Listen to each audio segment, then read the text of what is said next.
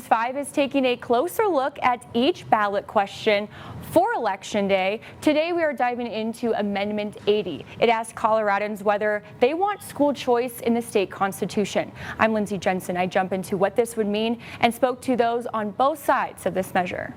For 30 years, school choice has been a state law. It allows families to attend any K-12 public, charter, private, or homeschool of their choice. So what would putting school choice into the state constitution really mean? I asked an education policy expert at UCCS, Robert Mitchell. This is not going to change the landscape of Colorado education either way if it passes. That's what those opposed to the amendment say they don't understand. While people are worried about the future, we should be worried about right now, and it does not effectively do anything different for people in education right now. So that's why the opportunity that it could have is more dangerous than leaving it as it is. That's Kevin Coughlin, the president of Colorado Springs School District 11's Teachers Union.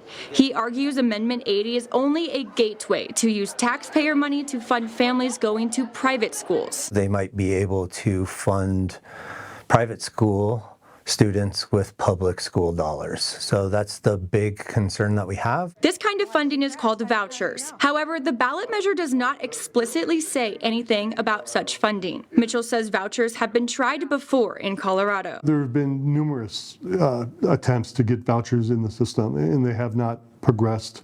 A lot of them die very quickly within the State House, and they just never make it out of the committee. Mitchell says putting school choice into the Constitution also means it cannot be changed by future lawmakers. That's what supporters want, forever protecting parents' rights. I believe education should be part of that firm foundation, and putting it in the Constitution so we no longer have to have a conversation about what options are available for families regarding education. That's Deborah Hendricks, who helps families find the right school for them. She says passing Amendment 80 would make it easier for the state to help families financially, but that's down the line. We need to have a way that they know that the state really cares about them. And if the state really cares about them, then the state's going to provide the funding necessary for their education. Both sides agree the ballot measure language is cut and dry. Opposers argue it's too vague and leads to loopholes. I personally don't see anything nefarious in it. I think it's fairly common to what you see in legislation anyway.